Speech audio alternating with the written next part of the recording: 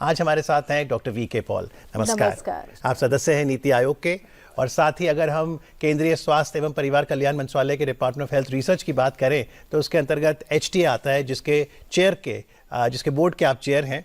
तो doctor Paul, सबसे पहले तो यही बताइए, HTA हेल्थ टेक्नोलॉजी असेसमेंट, इस कॉन्सेप्ट को हम कैसे समझें? जैसे अभी दिखाया गया अच्छे तरीके से कि नई दवाएं आ रही हैं, नए टेस्ट आ रहे हैं, अब डिजिटल टूल्स आ रहे हैं, और इसी प्रकार से जब आप नए कार्यक्रम शुरू करते हैं, चाइल्ड हेल्थ का कार्यक्रम है, कैंसर के लिए हेल्थ का कार्यक्रम आप कर रहे हैं, तो उसमें जो आप करोगे, जो इंटरवेंशन आप लेके जाओगे, वैक्सीन आ रहा है, तो हमने ये सुनिश्चित करना है 3 चीज़ें कि क्या ये वो काम करेगा जिसके लिए कि हम इस टेस्ट को, इस दवाई को आगे ले जा रहे हैं, कि वो बीमारी की इम्प्रूवमेंट करेगा, मॉर्टेलिटी कम करेगा। तो पहला मुद्दा ये सबके सामने आता है जी।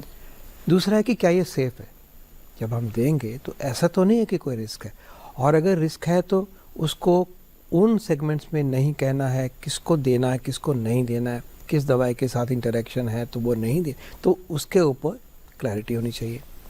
तीसरा है जो बात आपने अभी कही, किफ़ायती, कॉस्ट इफ़ेक्टिवनेस, कि एक टेक्नोलॉजी आ गई जो एक व्यक्ति में बहुत अच्छा फ़ायदा कर रही है, बहुत ड्रामेटिक फ़ायदा कर रही है, उसकी कॉस्ट मान लीजिए कि 50 लाख है, तो हमें जब सरकार के सिस्टम में होते हो किसी भी देश के लिए, जो रिसोर्सेज हैं हमारे पास वो फाइनाइट होते हैं, लिमिटेड होते हैं, फाइनाइट होते हैं, और उसी में चॉइसेस करनी होती है। तो क्या वो एक चीज़ हम लेके आए या उसके बजाय 1 लाख वैक्सीन की डोज दें? ये जो फैसले किए जाते हैं पब्लिक हेल्थ की दृष्टि से, लार्जर नेशनल इंटरेस्ट को देखते हुए, उन सब काम को करने के लिए जो संस्था बनी है, ऑर्गेनाइजेशन बनी है, उसका नाम है हेल्थ टेक्नोलॉजी असेसमेंट।